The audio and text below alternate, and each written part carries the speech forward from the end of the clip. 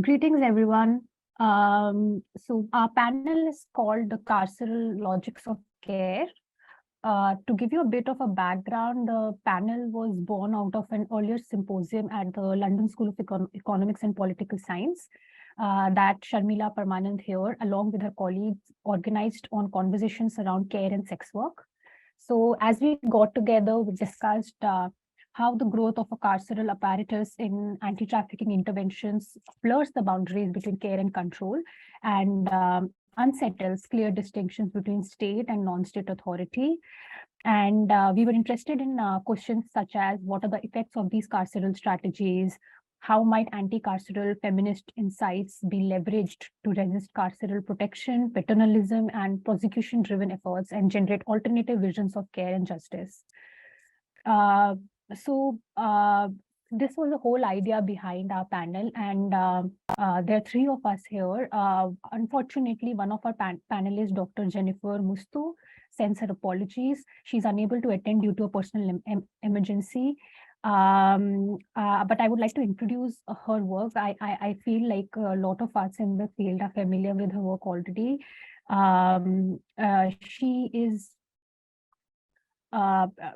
Her work interrogates the ways in which laws, technologies, and collaborative modes of governance are leveraged to address exploitation, intimacy, violence, and vulnerability. She's currently an associate professor of women's and gender studies at Wellesley College. So among her many publications, I am going to copy paste links of two which are my favorite, just so people can engage with her work if they wish to.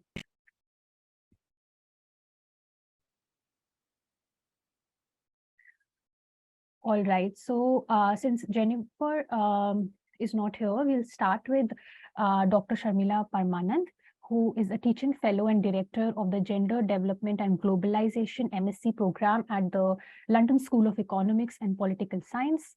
She has a PhD in gender studies from Cambridge University on a Gates Scholarship, and is currently working on a book manuscript that interrogates anti-trafficking discourses and interventions related to sex work in the Philippines. Her brilliant work as well has been published in many places, and I am going to share some of those in the chat below with links, so you can visit the links and read more about her work in detail. So thank you, Sharmila. Over to you now. Thank you so much, Pankhuri. All right, so I shall share my slides. Whoops. Hang on. My computer is being weird. One moment. Sorry, it just stopped. Just give me a second. No, it's fine.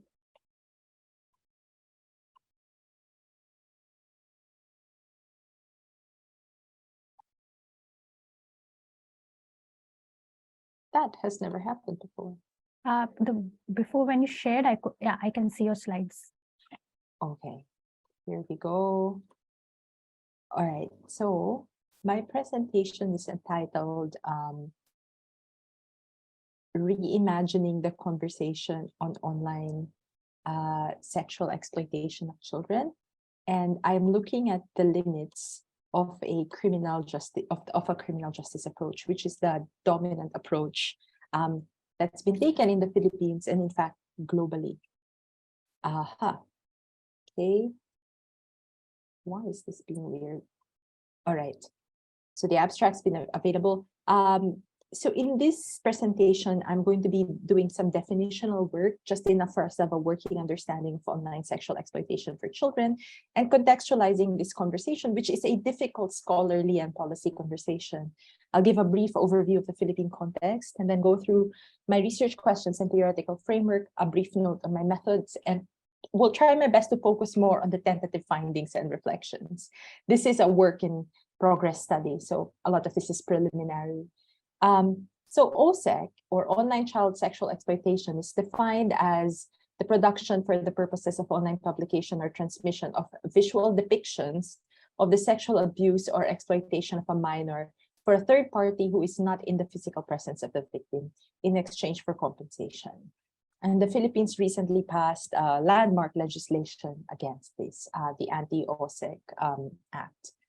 Now, just to contextualize this research, any work on child abuse or child sexual exploitation is just naturally a very tricky conversation. It's a highly emotive issue.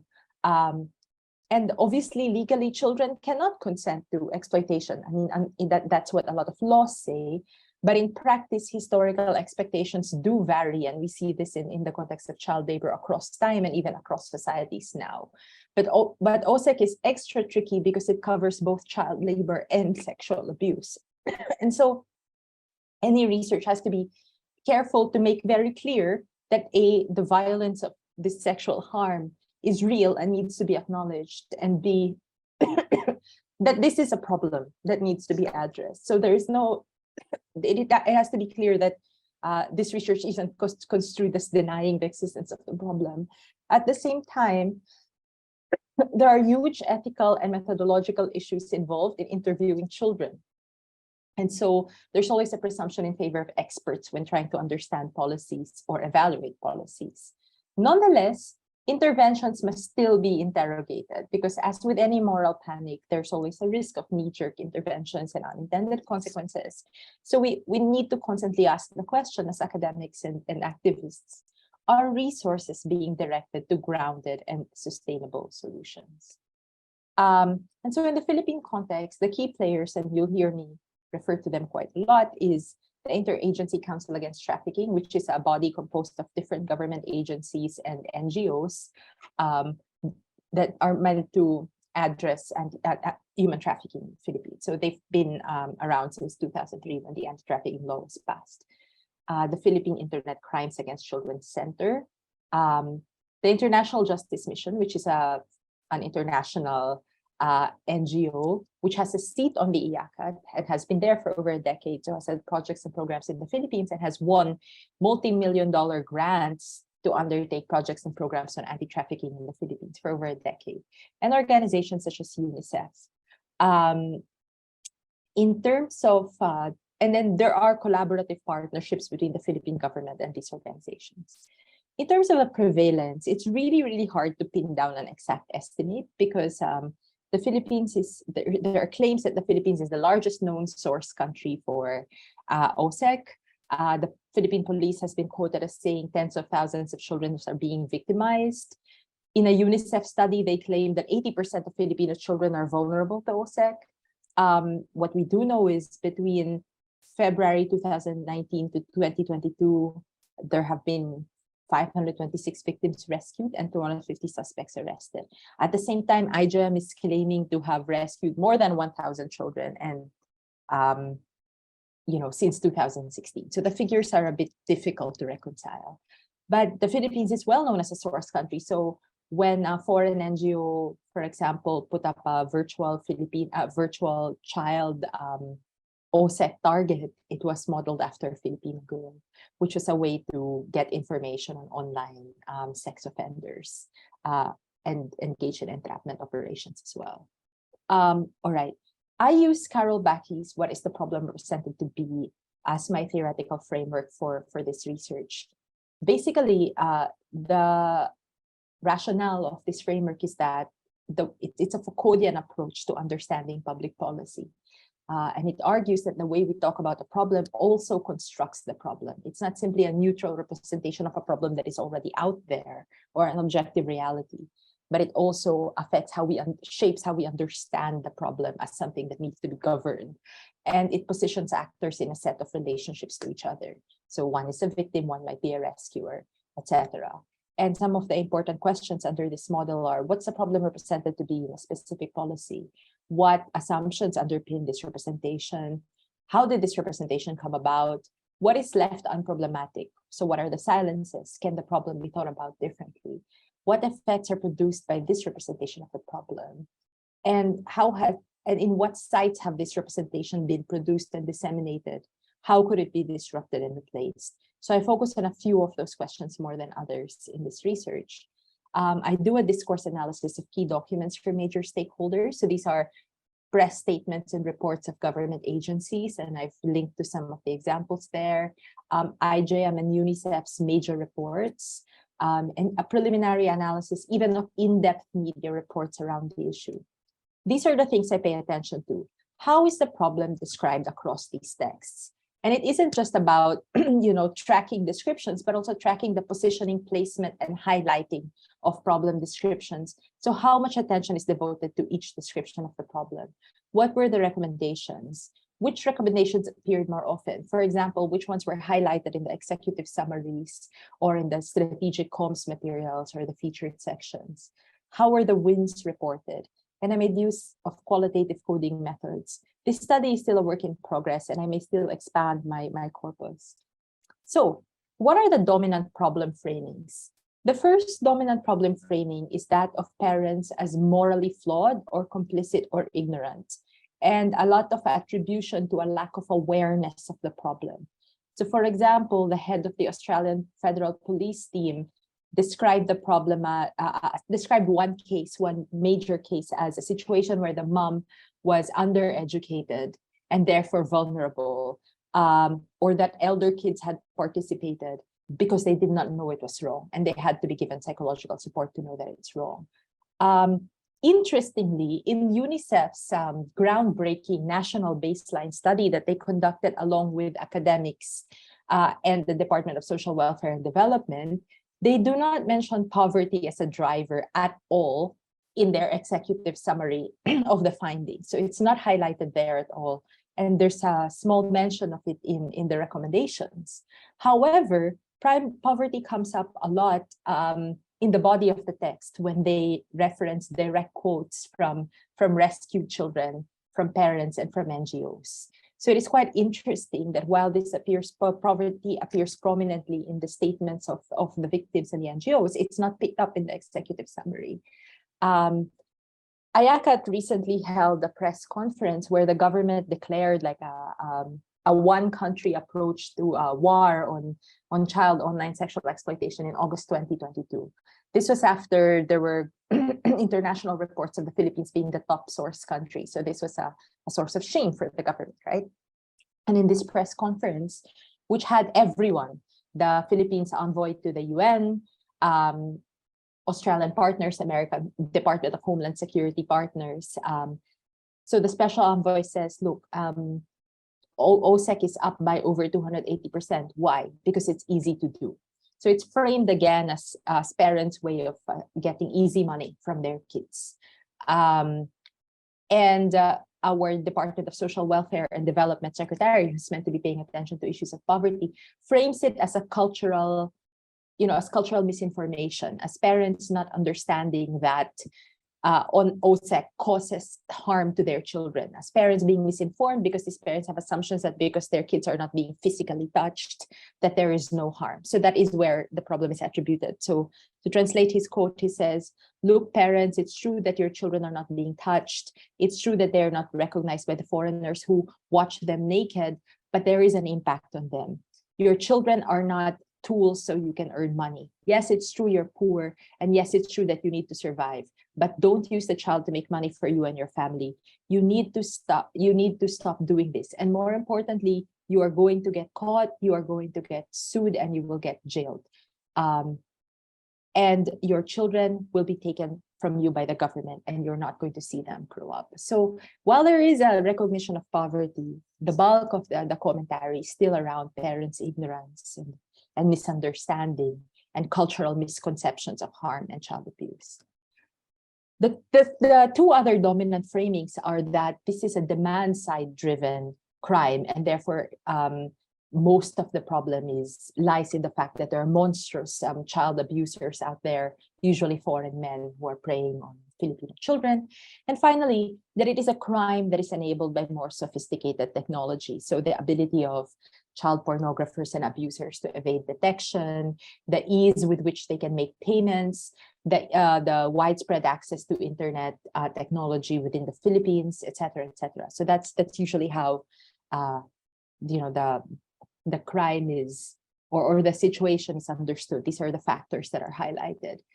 occasionally and increasingly socioeconomic factors such as lack of shelters for male children, for example, or poverty as a driver have some mention in media sources, but it is still it's given disproportionately less attention than the three previous framings in terms of frequency with which it's mentioned, or even its placement, or analyzing the text in headlines. So given this understanding of the problem, what are the dominant solutions that are being foregrounded? So the first one is awareness programs, stemming from the assumption that a lot of this has to do with parents not being aware of the psychological impact of OSEC, or children not being aware of their rights, for example. So when local governments were encouraged to adopt ordinances to fight OSEC in their jurisdictions, many of them adapted this framework. And so we hear things like, we focus more on prevention, raising awareness in our communities about the red flags so that we don't have cases. So awareness is seen as the best form of prevention. Even UNICEF, despite their study that shows that poverty is a big factor, talks about awareness and vigilance and making parents and children understand the problem. There's a lot of focus on strengthening the reporting and rescue mechanisms as well. And I'll talk a bit more about that, and the enactment of tougher laws. So the IACAT considers it a big win that they were able to pass this recent law on online child sexual abuse and exploitation. And in their own assessment, they say it is most important that the amendments have been made that consolidate OSEC as its own crime and broadening its scope to cover technological development. So that has been their primary preoccupation. Other dominant solutions that are foregrounded are the demand side crackdown. So IJM focuses heavily on strengthening the state's capacity for prosecution, for law enforcement training and global cooperation. It's always framed as a global crime that requires cooperation among law enforcement units across the world, but also tech sector innovation, increasing online surveillance tools. There's a lot of talk about not applying wiretapping and privacy laws or banking secrecy laws to cases of child abuse or child pornography, or even suspected cases. And increasing liability for tech providers. So calling on the tech giants to take more responsibility. One aspect where IJM has been innovating extensively is trauma-informed care for child victims. So limiting children's exposure to trauma in the prosecution process through, through video link testimony or building evidence through other sources, etc. But the emphasis is this is always at the service of prosecution. And the IJM in their primary landing page says that their biggest win is partnering with Philippine law enforcement and justice system officials. So the theory of change is that by holding criminals accountable, they're able to deter traffickers from abusing children in the first place and building communities where all children can expect to be safe and protected. But this theory of change obviously needs to be tested, because why are our cases continuing to rise? If this has been the approach since 21 years ago. Now, last slide, what is rendered invisible in these dominant framings, and what might be alternative ways of reframing this problem, right? One, the lack of social protection is not highlighted as a primary driver, and this has material effects. So in the recent 2022 law, the provisions for support in this law are reactive. They just have to do with aftercare for the child in the context of putting them in a better position for prosecution. But beyond that, preventive measures or social protection as a preventive measure is not mentioned at all. And other forms of economic protection and support are heavily underspecified. The state is generally framed as a rescuer rather than as complicit in facilitating conditions that created vulnerability in the first place. And these NGO interventions have a depoliticizing effect. So I do want to explore the relationship of NGOs with the state in child sexual exploitation, because in other issues like migrants' rights, NGOs tend to assume a more oppositional position, framing migrants as rights-bearing subjects who have a right to demand redistribution. from the state. But in the context of children, this isn't quite what's happening. The problem is rendered technocratic. So it's framed as a question of building law enforcement and legal expertise and capacity without any emphasis on a maldistribution of resources. It is very possible that for organizations like IJM and UNICEF, that this is also a question of focusing on wins that can be reported and wins that appear attainable, because poverty alleviation is a very, very, very long-term goal. And that's a charitable reading. But at the same time, it does have a depoliticizing effect of then defining the problem purely in terms of these markers rather than social protection. So at some point, we still have to confront that impasse. There also isn't much testing of the lack of awareness hypothesis before investing heavily in awareness campaigns. So we don't really know if it's a lack of awareness that's leading to this, or that people are actually aware of the harms and the effects, but still are driven to it out of necessity. So, yeah, that's the end of this. Thanks very much. Thank you so much, Sharmila.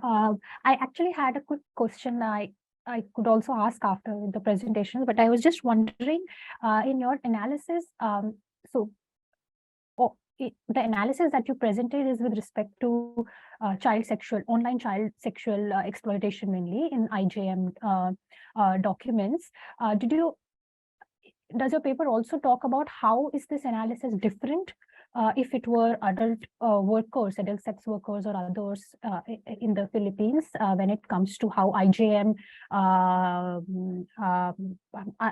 frames the problem, and if this comparison is even useful in the context that you are speaking about? So I think it is incredibly useful. For this paper alone, I don't make the explicit comparison, but I do situate it in IJM's general thrust and approach in their work historically, which has been a very criminal justice, law enforcement focused approach. So there is some mention of that, but I don't do the comparative side-by-side discourse analysis for other documents too. Yeah. Oh, okay. Yeah, that would be very interesting, because the question I had several questions, and because the presentation was so interesting, and it's a discourse analysis of an NGO's documents, which itself is a very unique approach. I was just wondering how is it different, because laying out the difference could also mean, in a way, pointing to the uniqueness of how child sexual exploitation is framed in the Philippines context. So in that way, I thought it was also interesting to see what it meant, what do all these findings mean in that context. That's true. So I'll now move with my presentation, and then we can have more discussion on our papers. So I'll just try and share my presentation first.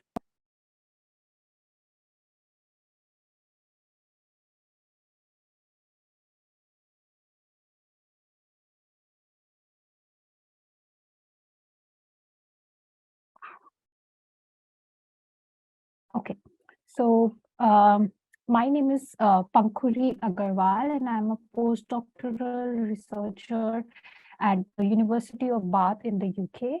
I am currently working on a 4-year UKRI funded project that interrogates the meaning of dignity at work, with specific context to the garment and software industry in India and the UK.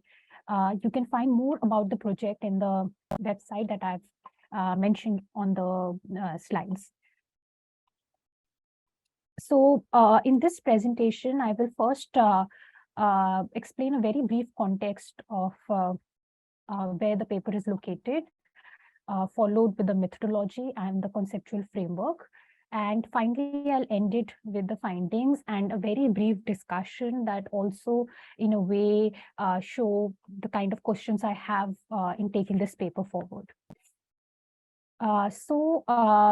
As you can see on the slide, these are pictures of a few apps and books and movies that have been made on modern slavery / trafficking.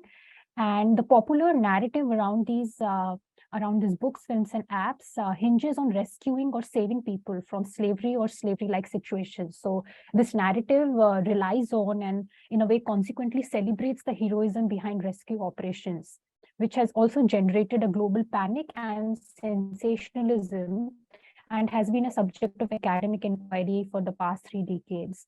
And even outside academia, as you can see on the screen, there are a number of films on trafficking, and mainly focusing on rescue, like Born into Brothels, The Storm Makers, and others. There are non-fiction books, even online games like the Balkans Act now, where people can play this game on their app, which follows certain characters on how they spot and rescue people from certain occupations, which are mostly related to sex work in this particular app.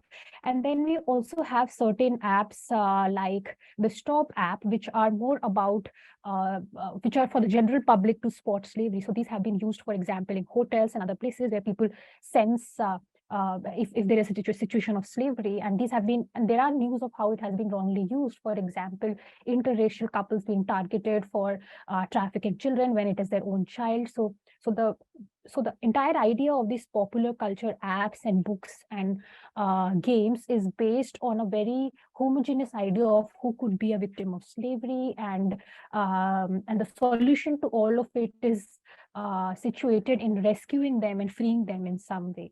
And this also has a lot to do with how activists like Nicholas Kristof in the US and photographers like Lisa Christine and May Rover have urged all of us to pay attention to modern enslaved people around us and to rescue them. And so all these books and apps are based in this basic idea of rescuing people and freeing them, and that everybody can be a hero.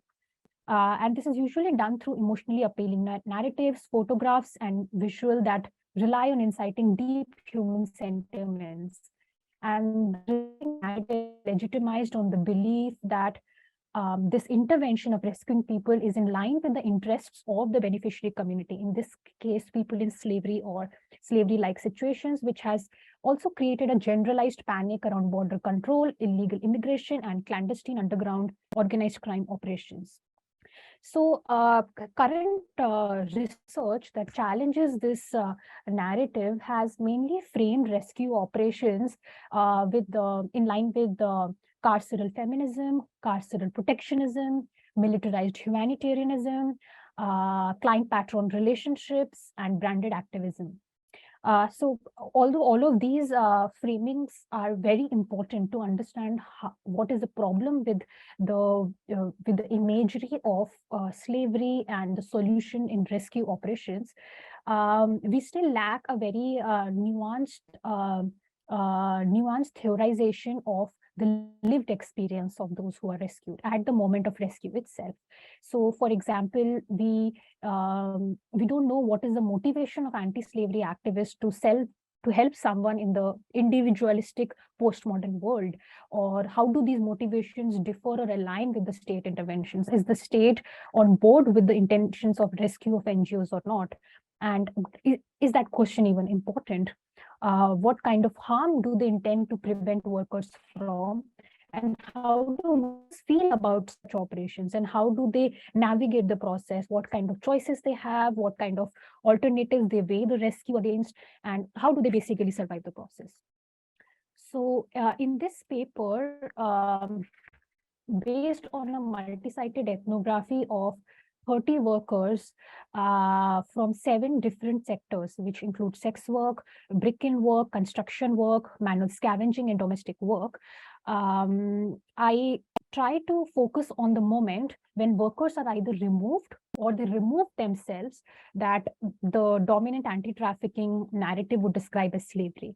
So it considers the moments of rupture experienced by workers when they meet the police and government officials who consider them criminals, for example, traffickers or corrupt in terms of corrupt money lenders, or the NGO who approach them more as victims of slavery, bonded labor, or trafficking in India.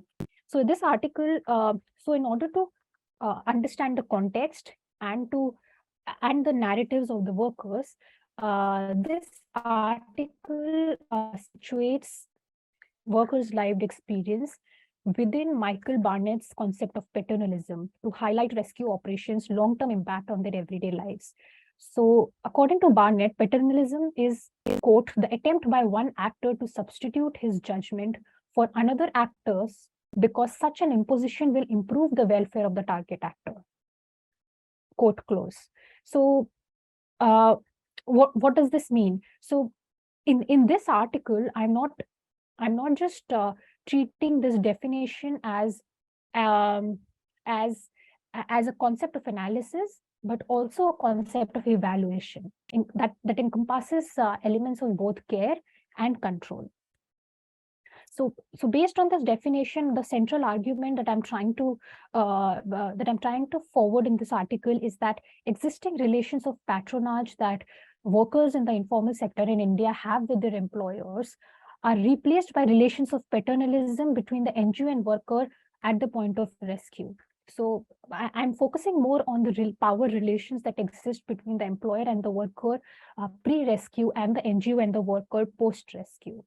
And based on this definition, and based on this argument, I want to question the efficacy of rescue operations that aim to address exploitation in various labor sectors. So, how does the paper do that? So here is a narrative from Myra, who is a sex worker in GB Road, Delhi's red light area. And she told me about one of the raids that happened in GB Road and the conversation that happened between her, the police, and the NGO. So she says the NGO worker said, I will take you to the shelter, which is a rehabilitation home where sex workers are detained. And there you study and earn money. And they tried to counsel her in the police station saying, you do not do this work. We will give you a job, come with us. So they were trying to counsel her after the rescue at the police station that she agrees that she's a victim of slavery. So she can be rescued and put in the rehabilitation home. So Myra told me that she told them, we were living on the footpath. We were not able to eat. Nobody came to us then when we were poor. Now that we're earning, they're coming to us. Why? Now I can earn and do anything. So why is the NGO coming to rescue me? So Myra's narrative here is helpful in understanding the various dimensions of paternalism in Barnett's definition. Clearly here, the NGOs tried to restrict her choice by manipulating information. So they wanted to they didn't give her complete information that rehabilitation homes means that you're detained and locked in a home for a certain period of time until the legal process goes on. They just told her, you come with us and we will help you. You study there and also earn money. So they did not provide her complete information, and they also manipulated information by telling her that you can earn there. But as research shows, we know that when sex workers are in rehabilitation homes, they do more unpaid labor within the home than any sort of paid labor. So this is how they were creating, they're counseling and tutoring her to come with them. So both these actions of restricting choice, wherein she wasn't told what are the other options. She was just told, you come with us and you will have a better life. She wasn't told, what if that better life doesn't happen? So should she stay in the brothel? Are there any other options available? So both these actions of restricting choices and also counseling her to show that and counseling show that the NGO had little fear of any accountability. As Myra and others also told me that after the rescue, the NGOs didn't even pick their calls if they wanted to follow up on their case.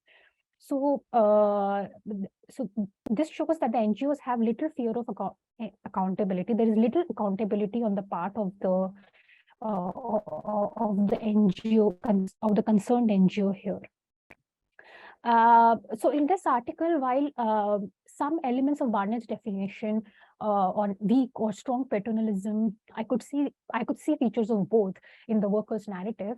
One aspect that went beyond the definition of paternalism and the ways in which it has been applied in other contexts was that the workers had a very unique means of maneuvering the rescue process, which sort of locates them beyond the relations of paternalism with the concerned NGO. So, for example, a lot of sex workers told me how even when they were coerced into rehabilitation homes, they resisted by breaking the glasses in the rehabilitation homes or whatever, and the concerned authorities had to then drop them back to the brothels. Some even conditioned their rescue. So they said, okay, I will agree to be rescued only if you guarantee that I will get all my unpaid wages. And many others even made use of several loopholes in the law. So it wasn't just that they were receivers of this, of the mechanics of the rescue operations. They were in a way also agents, albeit in oppressive conditions, in terms of how they wanted a rescue operation to impact their life. So they did have some say in all of this.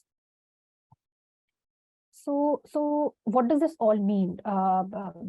We have the definition of paternalism, and the workers' experience seem to speak to that definition, and it also goes beyond the definition in some ways. But what does this all mean in the context of the rescue operation?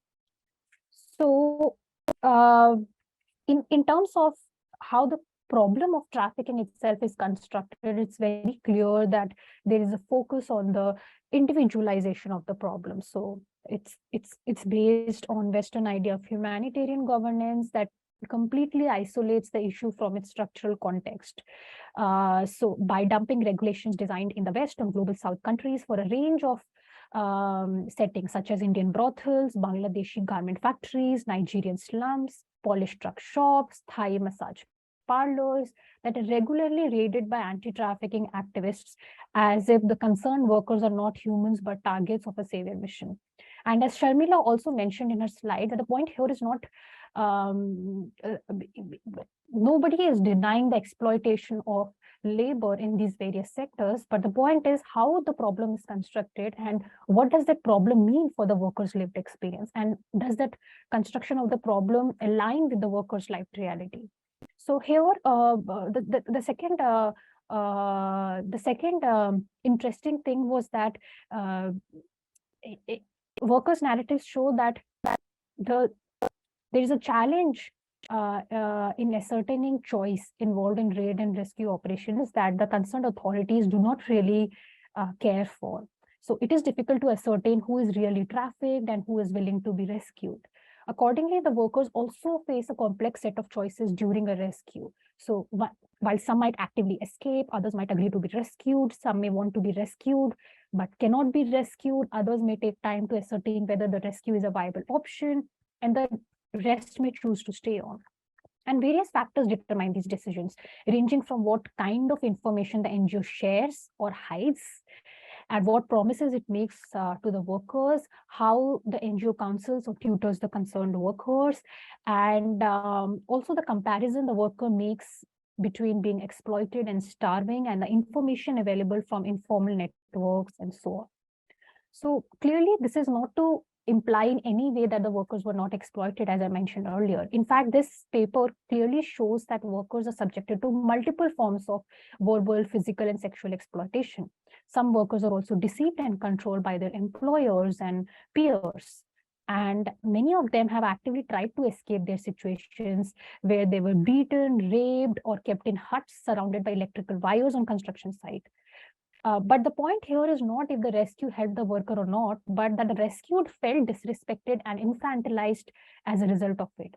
Therefore, for the purpose of this paper, I do not consider the presence or absence of consent, because it is difficult to explain what consent means when faced with gross power asymmetries, in this case of paternalism between the NGO and the worker. So the point of this paper is to show how and under what circumstances workers felt paternalized by anti-slavery activists. And this can be interpreted in two ways. So one is a more instrumentalist interpretation of paternalism. So for example, consider the Global Slavery Index. It is produced by a North-based organization, Walk Free Foundation, founded by Andrew Forrest, who is the second richest Australian with a mining business. Based on this index, most slaves lie in the global south countries, and by investing aid and donation in these countries, they claim to be freeing slaves. So they say the numbers show that most slaves are in global south countries. So let's invest in these countries, rescue slaves, and free them. This entire narrative, however, does not consider that already existing relations that workers have with their employers. In many of these cases, those relations are of patronage in the informal sector, specifically in countries like India, where more than 90% of the economy is informal in nature. So these interventions then in a way create dependency between domestic NGOs and the workers, and it is generally assumed that these workers will be transferred to are in line with these interventions, the intention of these interventions. So this is a more instrumentalist interpretation of paternalism. The second interpretation is more cultural. So the notion of a freed worker citizen from the West is transported to the South. This interpretation helped justify slavery through the role of the slaveholder in their duty and care towards the enslaved. So while the instrumentalist interpretation of paternalism is critical to putting in perspective the maintenance and appeal of the global slavery index and the trafficking in persons report, the cultural interpretation is significant for understanding local social structures, where mostly upper caste and upper class social workers rescue lower caste workers and decide what form of freedom they deserve and should get. So in a way, these interpretations, instrumentalist and cultural, show why rescue operations make modern slavery worse by highlighting how, under the pretense of liberal freedom, paternalism under the global humanitarian governance order operates on the assumption of both care and benevolence. So workers, it assumes that workers can't decide for themselves. The rescuer has more knowledge and can decide for the workers and is superior to the workers in terms of knowledge, class, and experience. And as I mentioned earlier, the intention is not to say that the workers weren't exploited, or that they didn't or if there was consent in the rescue process. The point is that the workers felt infantilized and patronized as a result of these rescue operations. And the sense of superiority on the part of the authorities and the NGOs emanates from the inequality of power, resources, and knowledge that has given rise to development experts with advanced knowledge who help victims and help them act in their best interests, and are not expected to respect the preferences of the workers. As we discussed Myra's narrative, the NGO had a little fear of any accountability towards the worker, and they actively tried to hide alternative realities, manipulate information, and not give complete information of what the post-rescue experience looks like for sex workers.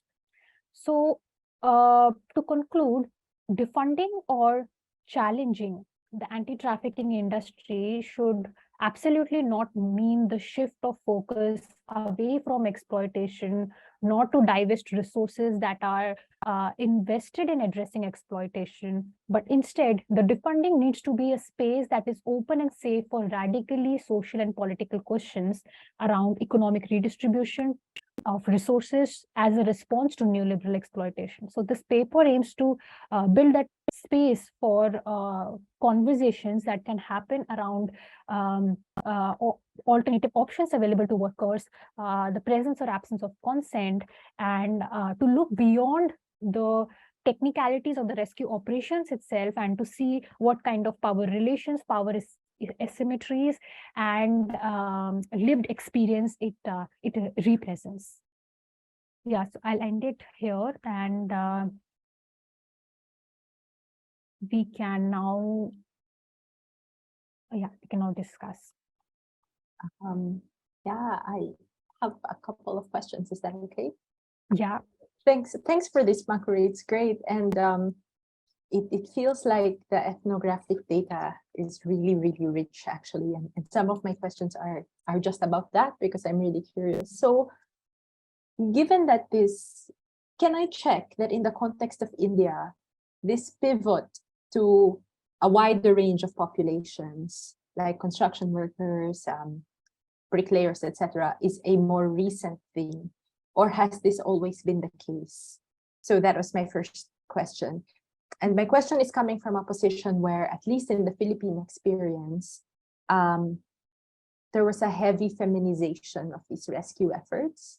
And it's only recently that they've diversified to the point that, you know, I don't even know if we have shelters for men already. And so my question is, in terms of like the logics of the paternalistic approaches, have you, even if it's not a big focus of a paper, have you noticed any differences in the way, like they might still be gendered, I suppose, depending on who they're targeted at? And second, which is a bit connected to that, but not quite, is you mentioned, right, that you were curious to find out what the motivations of stakeholders might be to rescue people in an individualistic world. So, like, maybe to speak a bit more to what you've observed about the emotional and affective states of the bureaucrats that we're dealing with, the people who are rescued, because in some cases, actually in most cases, they are the people who make the determination that this is a victim or not a victim, right? And did you notice differences in the standards that they applied, or what logics were used beyond the formal policy in terms of identifying someone as deserving or not deserving, for example, and any variation there? So maybe that for now. Thank you, Sharmila. So in terms of other workers, rescue who are not sex workers, like construction workers or brick-kiln workers, in my research, that's not new. So I trace cases from 1983 to now, and a lot of these cases are of stone cutting workers and construction workers from the 1983 who are in some stage of the legal process.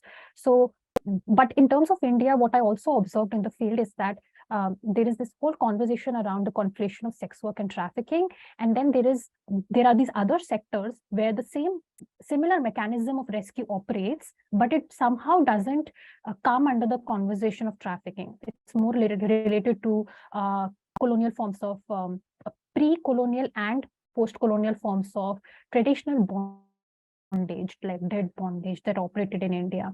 So even though the trafficking definition encompasses both these forms of exploitation that's happening in sex work and other sectors, the actors, the NGOs are work in very different spaces, and there are actually no conversations between the two.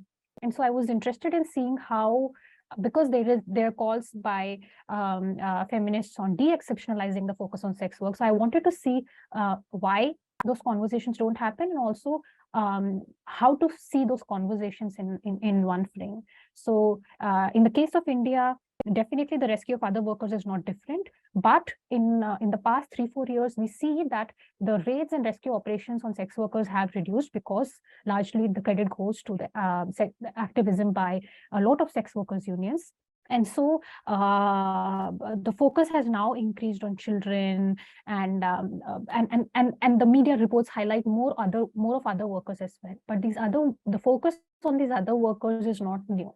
It has been going on, but it's just been happening in a different context, in the context of bonded labor, even though they also come under similar laws. So the conversations have been happening very different, but now the focus is more on other workers and children rather than sex workers, because the NGOs have been met with very strong resistance from sex workers unions. So it's a very layered and complex landscape. I think the focus is new on these workers, but the rescue operations have been going on for a long time. In terms of the logics of paternalism and if they're gendered, definitely, and I think thank you for that observation.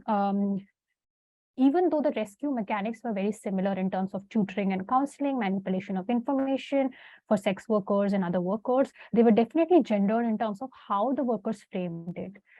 So in terms of, oh, you come with us, we will help you study and all of that, versus for male workers, it would be like, oh, you come with us and you will get employment and all of this. So the conversation was more around employment and livelihood and getting a house, whereas for women workers it was more around, you come with us and we'll there was a lot of conversation around marriage, so we'll get you married, etc. And a lot of workers told me that even when they got married, everything, they faced domestic violence and came back to sex work because they had nowhere else to go. So the conversation was definitely gendered in that way, and yeah, that definitely requires more thinking in how relations of paternalism are different for men and women rescued workers. Regarding your last question around emotional and effective states of bureaucrats, I think that's a very good question, and I've been thinking in my mind as to how do I position that in this paper, because um, uh, I was very surprised in my in the field work that a lot of bureaucrats, so I should specify who these bureaucrats are. So basically police officials as well as local district officials, like you correctly said, they determine who is a victim of trafficking, who is a criminal, or neither of them, these categories apply to them. They were actually very disinterested in the trafficking narrative. So even though some of these had worked with NGOs for a long time, and so they wanted to forward this trafficking narrative, most of them were very disinterested. But it was not because they they sort of appreciated the lack of choice the workers had, or the harms of the rescue process, or the lack of knowledge on what happens to people after rescue.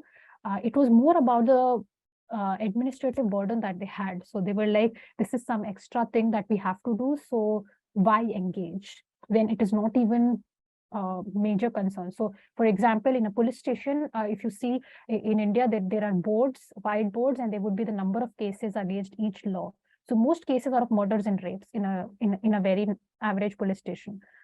So they were more like, this is not our priority. We have other priorities. So the concern was not for the workers. It was more about how they could reduce their burden. And it was more complex than that. So I'm struggling to how explain that in the paper as to how do I locate their intention in the paper, or if that, or should I completely isolate that from the paper and just focus on the NGO worker? Yeah. Thanks, Pankhuri. This is so, it feels like there are 2 or 3 papers in there. Yeah. I actually tried to put a section on bureaucrats and to show how their motivations for rescuing or not rescuing differed from the NGOs, but then it became too long. So I then agree. I removed it. So yeah, we'll see Next how paper. that shapes up. Next paper. Yeah. But it was interesting to see few similarities in terms of how you frame the issue in your paper on and I think this I was also very conscious in my presentation that I have to clarify that yes, exploitation is there, but these are the problems and we have to look at the problems. And I thought that was very similar to how you framed the issue as well. But I was also wondering, in the Philippines, are there rescues of other workers at all, historically or in current times, or is it more children and women? It's predominantly women and children, increasingly, but still disproportionately lower numbers relative to women and children. They've started looking at the agriculture sector, farmers and fishers. But the process is very, very different. So it's like they are rescued, they are removed from the site. It for the longest time, although that is changing, it didn't come under the purview of anti-trafficking. It fell under labor exploitation or a lower grade offense. And they weren't sheltered because we didn't have shelters for men. Yeah. So that option wasn't even on the table. And the level of assistance that they could claim was a lot lower. But I know there was a conversation around building a shelter for men, so that may have changed. And with the Philippines, a lot of the rescue also happens internationally for our migrant workers who are abused. So increasingly, there are also men among them. But again, the women are offered shelter. Men are not. Men are not. Yeah. Yeah. In India also there are no shelters for men, but they have an extensive rehabilitation mechanism if you are rescued as a laborer from other sectors. So they have option for livelihood and education and a house, a plot of land, etc. So it's all the benefits that you should get as a citizen anyway. But this is another route to sort of get to those benefits.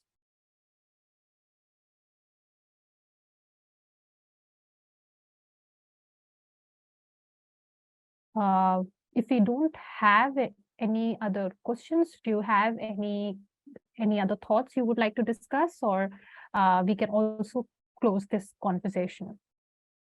Yeah, I think we can just go back to fleshing out the papers. Yeah. Yes. Yeah. All right. Thank you so much, Sharmila, for agreeing to be on the panel, and I hope we have more refined papers in future to exchange and give feedback on. And yeah, we'll do that soon.